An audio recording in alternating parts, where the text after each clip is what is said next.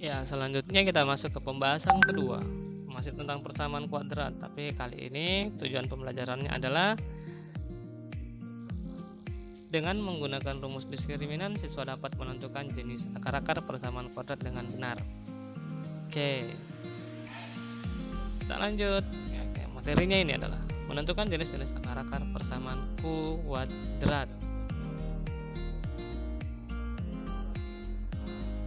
Sebelum kita menentukan jenis-jenis akar persamaan kuadrat, terlebih dahulu kita perlu mengetahui rumus diskriminan.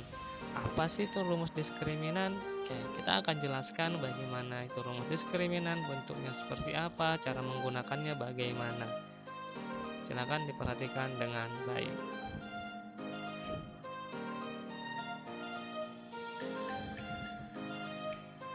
Oke, rumus diskriminan itu adalah atau dinotasikan dengan D.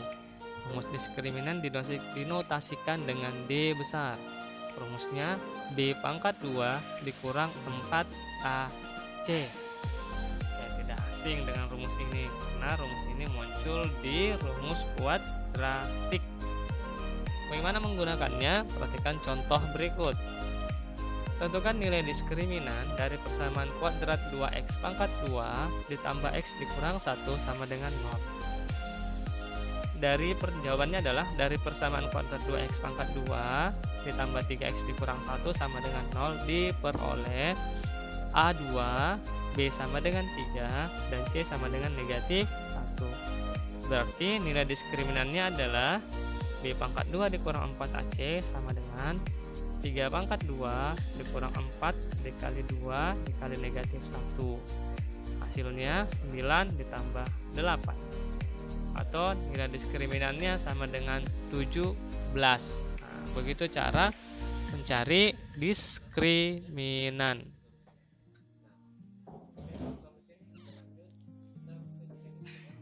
Next, setelah kita mengetahui rumus diskriminan, selanjutnya kita akan menentukan jenis-jenis akar persamaan kuadrat dengan memperhatikan nilai diskriminannya. Nah, di sini peran penting rumus diskriminan untuk menentukan jenis akar-akar persamaan kuadrat.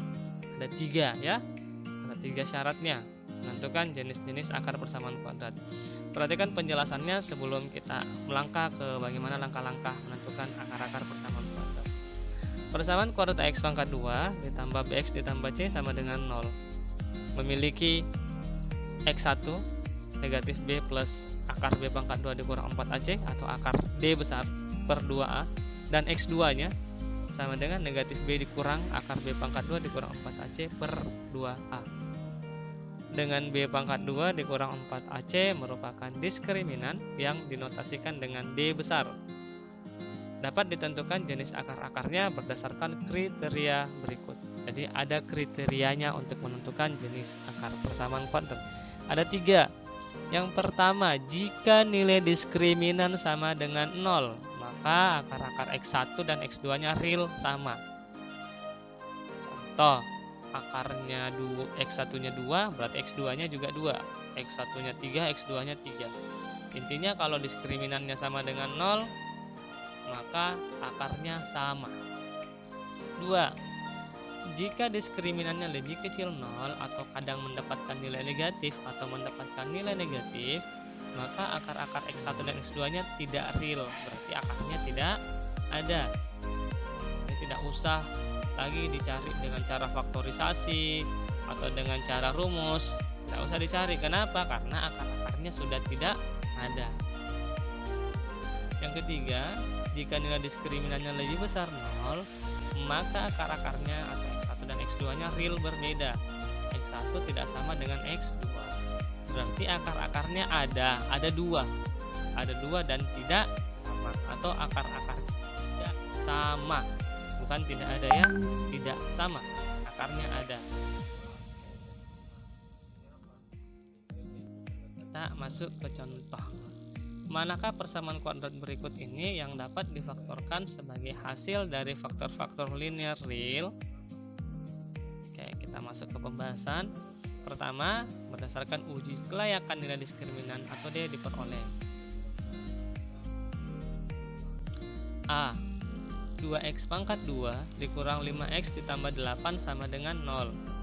Artinya A sama dengan 2, B sama dengan negatif 5, dan C sama dengan 8. Kita uji kelayakan dengan nilai diskriminan dengan mensubstitusi nilai A, B, dan C ke dalam rumus diskriminan B pangkat 2 dikurang 4AC. Sehingga kita dapatkan negatif 5 pangkat 2 dikurang 4 dikali 2 dikali 8. Kemudian kita dapatkan 25 dikurang 64 yang hasilnya negatif 39.